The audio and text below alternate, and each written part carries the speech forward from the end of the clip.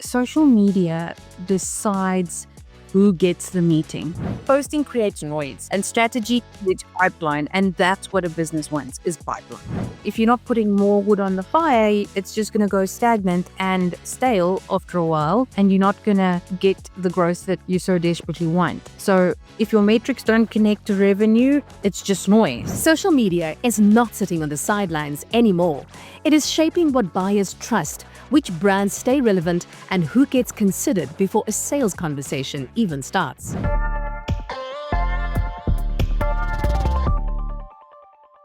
I'm Kia Johnson, and this is the Design Rush podcast. Today, I'm joined by Amor Waters, Content Marketing Director at Design Rush, to talk about why social media has become a serious business function and what companies need to rethink if they want it to support real growth. For more, visit us at www.designrush.com. For now, let's dive in.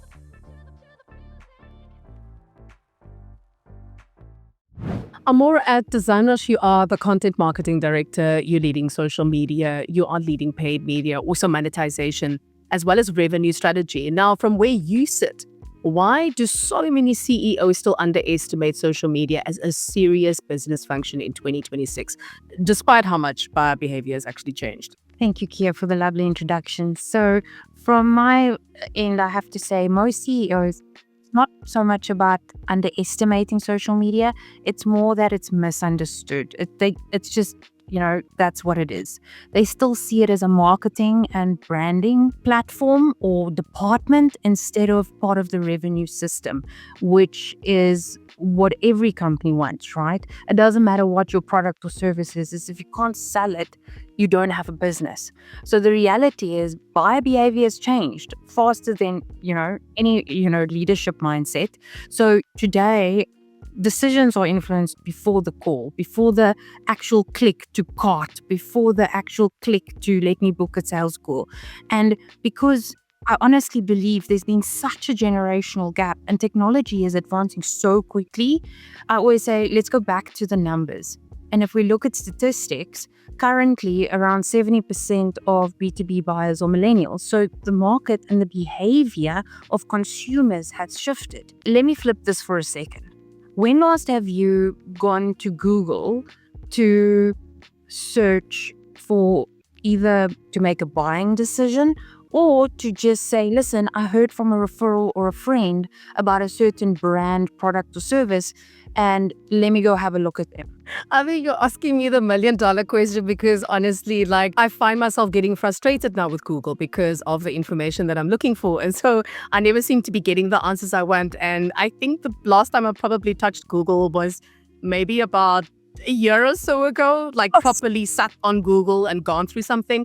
And now and again, if I do, it's like I'm looking for something very random that, but I'm telling you, the LLM way is the only way for me right now. And this is the only way that I'm getting my information. I find that it just gives me exactly what I need. Yeah. 100%. And that's why I flipped the script a little bit, because the biggest thing for me is I use social media. It is through referrals, social media, and AI.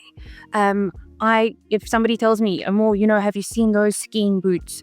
Excellent brand. I would go have a look at their social media. And secondly, I'll go to AI and say, listen, what is this brand? What can you find online? Search the web, etc. Why I point that out is that connection many businesses have not made. That social media drives user-generated content, and that's why it's so misunderstood. It have evolved tremendously. I would say that's the number one thing. It's just misunderstood. And if CEOs can align with technology and just bridge the generational gap, because change is not necessarily comfortable for everybody. If the business can evolve with the new target market and the new platform, then it goes. It just ends up being a great success. So I'm not sure if you've heard about this. I mean, maybe you have, but if you look at things a couple of years back, everybody was saying, but this is not within, the buying market. This is not the person that we're targeting for.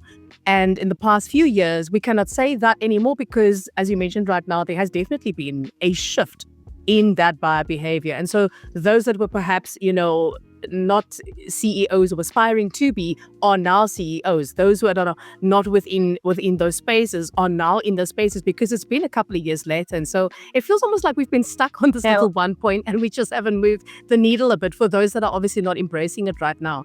But I mean, for yourself, Amori, you've worked across high performance growth environments, where perception is often shaped long before a sales call ever happens. And I mean, today, our buyers are forming opinions long before they speak to sales. I mean, you were just talking about that whole process of how one is actually trying to access information about a brand. And so, what would you say then happens to companies that are still treating social media as an afterthought? Social media decides who gets the meeting. It is no longer about just competing with the competitor. It is about relevance. And more importantly, if we look at all of us, we are more likely to purchase from people that we like and engage with. And if there's a relationship, the biggest cost is losing relevance. That's the biggest thing that can happen. And buyers complete. I had a look at statistics the other day, and once again, maybe I'll repeat myself a few times during our conversation, but we always go back to the numbers because at the end of the day, the numbers don't lie. There's enough research that shows at least 74% of people that use social media, that's how B2B players make their buying decisions. And because people are so informed, they always make sure that they compare. Price is no longer it. And you don't want to be in a position where price becomes a determining factor of your product or service in the end. You've seen social media from both sides, right? From the brand side and then also the revenue side. So then what is the difference between a company that is simply posting content and then one that's actually using social media as a strategic growth and a revenue driver? Where is it? No, Is it like $1 million question, Chris? And I have a good giggle about it because on LinkedIn, I constantly see these funny memes where people say, but anyone can do social media. And yes, anybody can do social media, but not everybody does it with results. And there's definite strategy. It is not just about taking a selfie like people's perception used to be and posting it online. Even real connected forward-facing content is very much strategic. Everything is about a plan, and posting is an activity, in itself without direction will become throwing spaghetti against the wall, hoping it sticks. And strategy for sure connects content to a business. And for me personally, I always look at the three W's that we see within a social media team. I always say it's very important to drive value, but the difference between just posting and having strategy is a strategy forms three things in every piece of content, may it be casual content or very service product related content. But you want to know who is this content for, because in the end, targeting many ends up targeting none, as the saying goes. So too broad, not finding niche direction, not having consistent messaging. So that is who. And then secondly is what is the type of content. A lot of people don't actually think through that process, and businesses have this wonderful set of resources, but the strategy lacks the stages of the customer journey. And then of course, lastly, what is the objection? What is the result that I'm looking for from this exact post or content that I'm putting out to the world, essentially? Because once it's on there, it's on there. And hopefully it goes viral for the good or the bad. Posting creates noise, really. And strategy creates pipeline. And that's what a business wants, is pipeline. They say, that any publicity is good publicity. But I beg to differ on some cases. But yeah, I do hear you there. No, I agree 100%. You've actually been involved in building systems that really connect content and performance and sales outcomes. You were just talking about social media team. And I'm sure that you've come across this. I mean, many companies are expecting one person to handle everything. Yeah. And that approach right now does seem like it's no longer viable. So then in your view, what would you say a high-performing social media ecosystem actually looks like? Every business needs to decide on what platform they want to be. My advice always is to start with choosing a single platform and then scaling from there onwards. The reason for that is, yes, we see the generic content creator, manager, social media manager, social media team director, whatever the case might be. And the actuality isn't that social media is being taken so seriously today that you need a specialist per platform. Every platform has its own audience, its own algorithm, its own back end and set of functions, depending on, if you're doing organic versus paid. And then it's the actual content. I go back to just, when you study a specific topic, just like in any other industry, you've got your degree and then you specialize onwards from there. In social media, it's not much different. If you study to be a designer, that is what you do. You design. If you are a content creator, you could be a video content creator. You could be a, static post content creator. It depends on the type of content. And then, for example, now we've got TikTok, which is huge. And TikTok as an ecosystem, LinkedIn as an ecosystem, is completely different to Instagram as an ecosystem, or Meta, if I could combine Instagram and Facebook just for the sake of, ease of reference. But every single one of those need that specific attention in order to make sure that you become successful. And that's exceptionally important from a team perspective. I have seen extensive teams, even if you're looking at a platform like YouTube. There is a creator, there's a video editor, there is a designer involved, there's a script writer. So yeah, it is quite extensive, but I don't want to overwhelm anyone listening to our conversation today. It is about starting somewhere always and then growing from there without expecting the result to be enormous from 5 platforms all at the same time.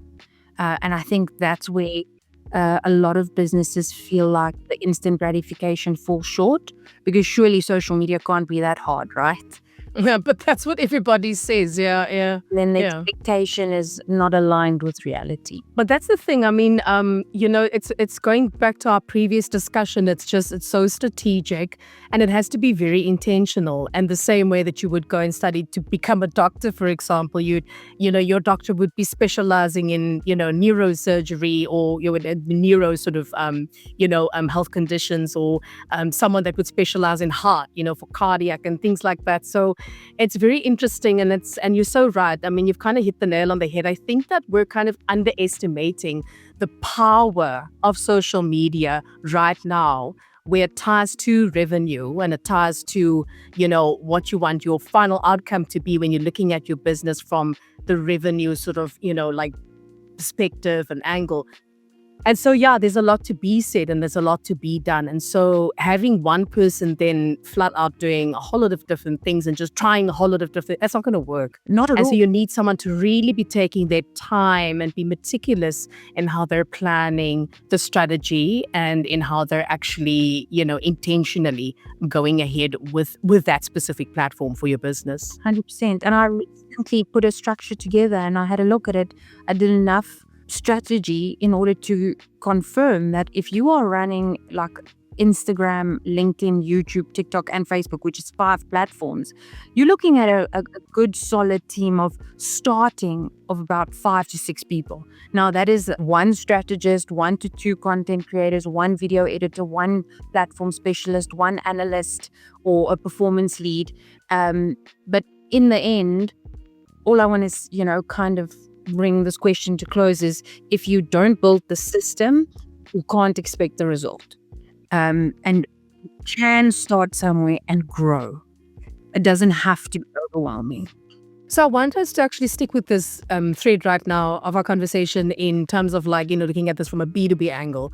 And what I want to find out from you is, I mean, in the B2B environment, how do you then, or how does rather social media then influence your trust and your decision making and then your pipeline, even if it's not directly converting, in that specific, because I think we're very like, we need to obviously have that results driven side of it, but sometimes also, what is that saying, it's a marathon not a sprint, or is it a sprint? No, it's a marathon not a Not a sprint, that's the marathon, one. not a I almost swapped it around, but I mean, you get what I mean. And so Well, it depends on the yeah. circumstance, right? It depends on the Yeah, but what do you have to say to that? B2B is the conversion cycle takes longer.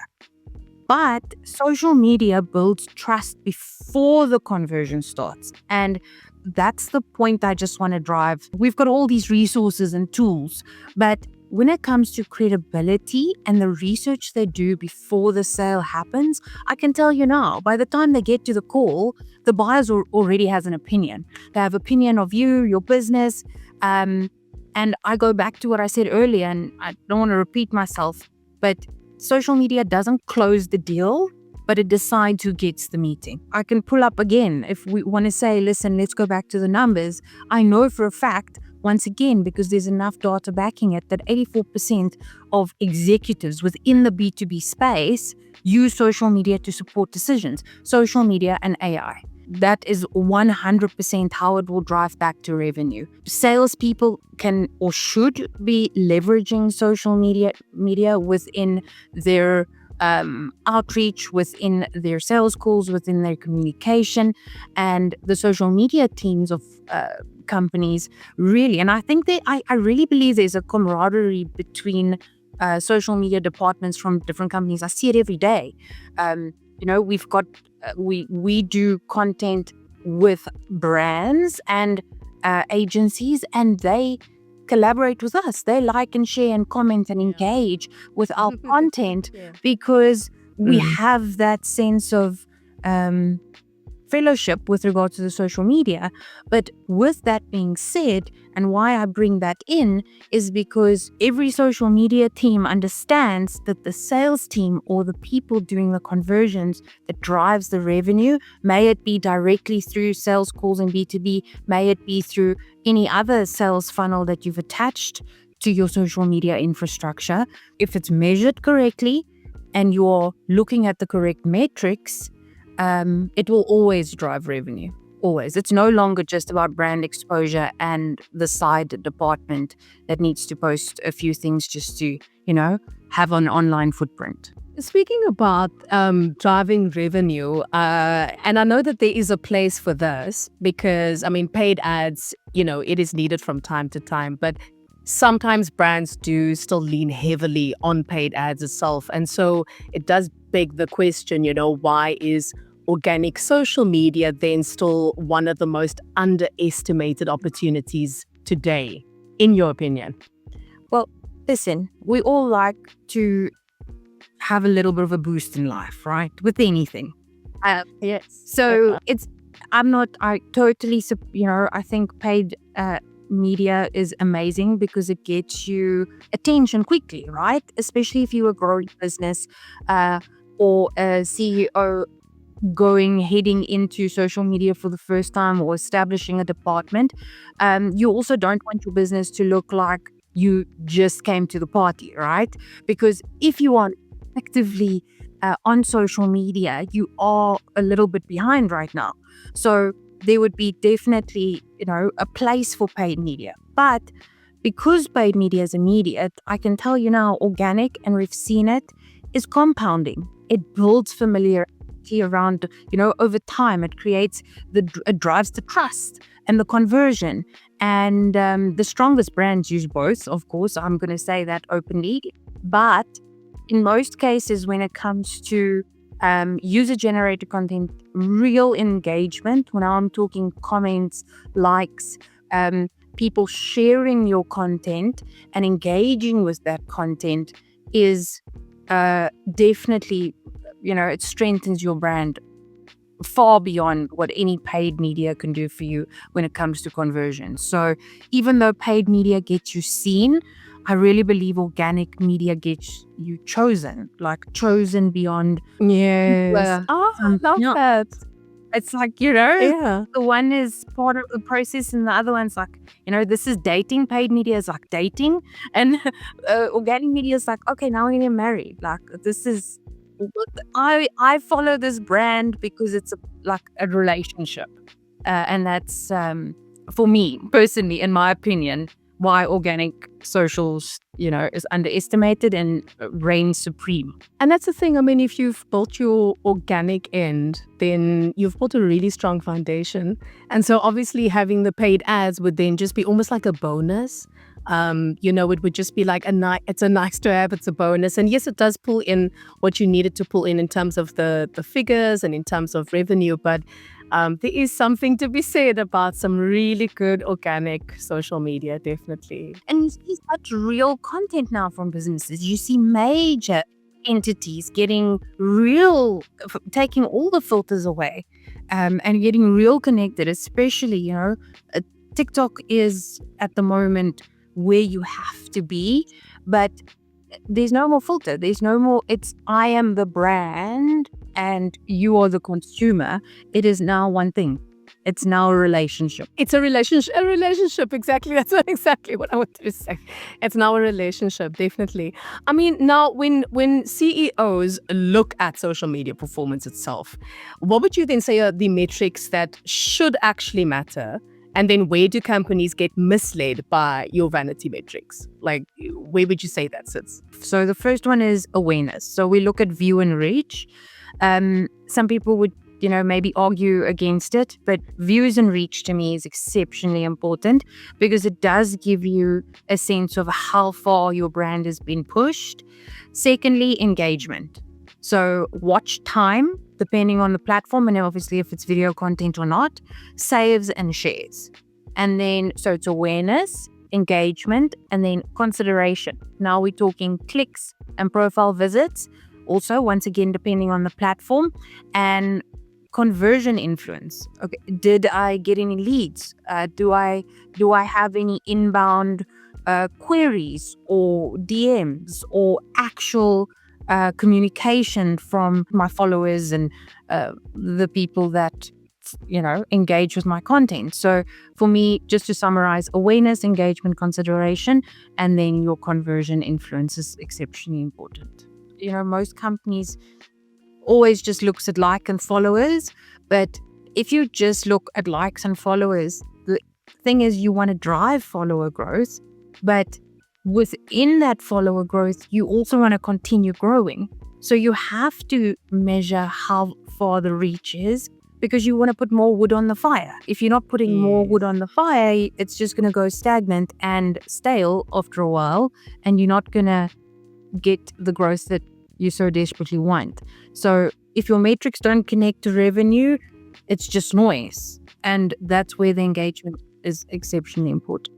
You know, we were chatting earlier about AI itself and obviously discovery being reshaped by AI. So I want to shift our conversation a little bit here and find out from you, what impact does the social media have in its entirety on that AI-driven search and the way that brands are discovered today? I know that you touched on it earlier on, but I think that, you know, just in terms of what you believe is the absolute crux and core and importance of why you need to pay attention to this. If you can elaborate a little bit more on that, that'd be great. AI pulls content from across the internet. Brand mentions, reviews, social signals, comments, and that's Reddit. Any user-generated real content is what matters. And social media is such a large platform for that, that it will accelerate your growth on AI. And once again, we talk about search.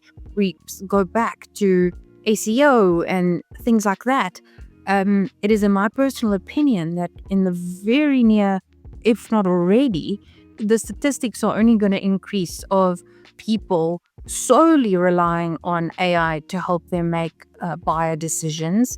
And in order to fuel that, I would say, if you now go back to what I said earlier about measuring the metrics, if you follow the metrics and continue looking at doing more content that works according to those metrics, it will automatically result in impact on your AI search. And if you don't look at certain things like that, the issue is you're going to become invisible. Any business will become invisible if their online footprint isn't aggressively geared towards getting the content out there, the mentions, the engagement, the reviews, the content is going to be picked up by AI in order to allow people to make an informative decision, because that's what it is. If we now connect everything again to question 1, 2, and 3, is because buyer behavior has changed, people already know what they are looking for by the time they see you. By the time they click buy on your site, by the time they have been through AI. They've been to every single platform, had the conversation, did the checks, and it has, there's definitely a place for it. I mean, they've scrutinized you basically, and so they've looked at the pros and the cons, and then by the time they come to you, they've already made the decision. So they've done their research way long before.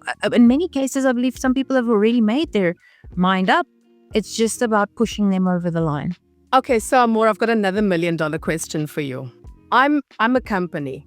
Now I'm like, okay, I see the social media thing, I'm going to do it. And I just start posting like crazy. I mean, I'm just going at being consistent. I'm following those rules, but I'm still not getting to where I want to be. I'm not getting those business results. What would you then say are the biggest strategic mistakes that you've seen companies do?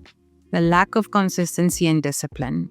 And it's okay because it's human. There's certain times that we try something, and when you don't see the right result, you want to pivot and you want to change. For me, it is 100% strategy, and most importantly, changing it too fast. I've seen it across my entire career in multiple different departments, but I see it heavily within social media.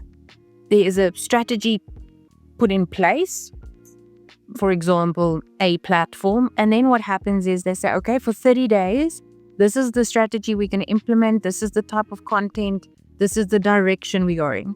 And then if they do not see results within those 30 days, they pivot again to something different. And then 30 days go by and they pivot again. That's one part of it. I always say, remember that in order to confidently drive a conclusion from metrics, you need two things. You need the actual numbers and the stats, and more importantly, you need time. Those two together will give you a result or outcome to look at in order to give you direction. If there isn't time involved, you can't make a conclusive decision. If there's not enough numbers or stats or data compiled, you'll also not be able to make a conclusive decision or an informative decision. That's the one part. The second part is that they change too many things at the same time. So when you change strategy too fast and too many parts of that strategy, you end up not understanding what the real insight of your strategy is. For example, you change 5 things this month in your content. Now you should start seeing results. You see real results.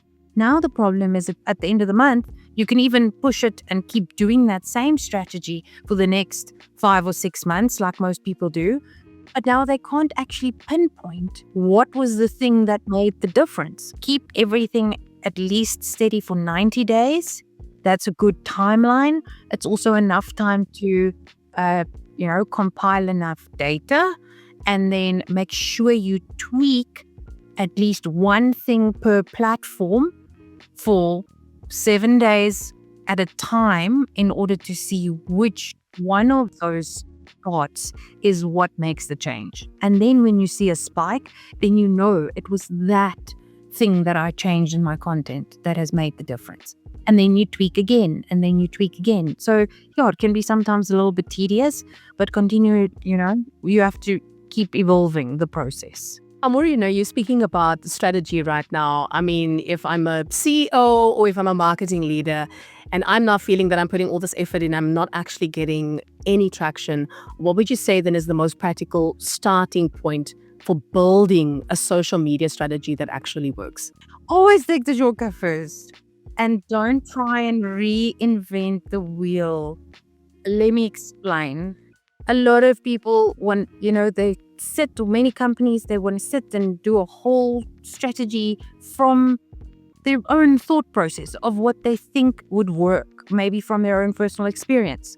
What we have learned is you mimic and monitor, just like within our personal life. You would like to take advice from someone more successful than you are. Same in business. We do that in social media. So a good starting point for any CEO company would be take your social media team. That social media team find, or strategist, find 5 platforms or businesses within, let's say, a platform. So Instagram, you're looking for TikTok, you're looking for handles and pages that is way more successful. Or if you haven't even started, you'll go look for the most successful within your industry. And then you go look at what is working for them. I'm not by any means, you don't copy content, but go look at their strategy, monitor them, mimic them, sit every day, go and have a look. How many times are they posting? What times are they posting? What type of content are they posting? What engagement are they getting? If they've got 1.5 million followers and thousands of likes and comments throughout the day, those are types of pages that you need to follow. And then you look at their content and you mimic it back. And second part to that is, everybody always gets stuck that social media is advertising. It is not. You cannot just push product, push product, push product. You want to provide value. So sometimes what happens is the social media team goes, they say, okay, we provide this service, and now all I'm going to do is my posts are going to become ads about my product or service. And that's not necessarily. If you look at Design Rush, we're a media platform. We help businesses grow. We've got a marketplace. We've got an agency directory. But when you look at our social media content, we touch on brand stories and marketing and sales and business news and things that make people excited and things that's interesting for people to want to read. And that creates amplification. It creates reach. It creates engagement, because that's what people want to hear and see, and they learn at the same time. So it doesn't have to be directly connected. Find something that you can really leverage that has connection to your business or industry, and you will always close the gap between the consumer and your business. I guess it's about the brand having that human look and feel. As you mentioned, not just pushing product, but actually being it's like a living, breathing, speaking human being in essence. Even though you're pushing product, but it has to have this holistic overview as opposed to just pushing product itself. Yeah, for People want to feel like they can connect with you, so it's about that connection. Yes. Yeah. Now, Amor, if you could leave CEOs with one mindset shift about social media in 2026, what would that be? I would say stay consistent and let the data guide your decisions, because many times all of us do it, but you try and mold, and it's completely understandable. It's your business. I know you care for your business and I know what you want for your business, but you are not creating social media content for you only. And a lot of times people make decisions based on, is content good or bad, based on their personal preference. And when we look at our audience or our target market or the people that we are looking to engage with in order to drive revenue, because ultimately that's the goal, we have to come back to the drawing board and say, hey, wait a minute, I can't just allow my social media team to post content that I like. I want to have a look at, what does the numbers say? What does the metrics say? I even look at certain posts some days and I'm like, no way did this go viral, right? It's not my personal type of preference, but if the metrics say do it, do more of what works. Amor, thank you so much for joining us on the Design Rush podcast. The conversation was so insightful and really appreciated the knowledge that you've shared here today. And looking forward to seeing things soaring to greater and greater heights. Thank you so much. Yeah, thank you for having me. I really appreciate it. Curious about what top brands look for when choosing an agency? Tune into our latest episodes where we reveal the decision-making secrets of leading brands. Subscribe to the Design Rush podcast and stay ahead of the competition.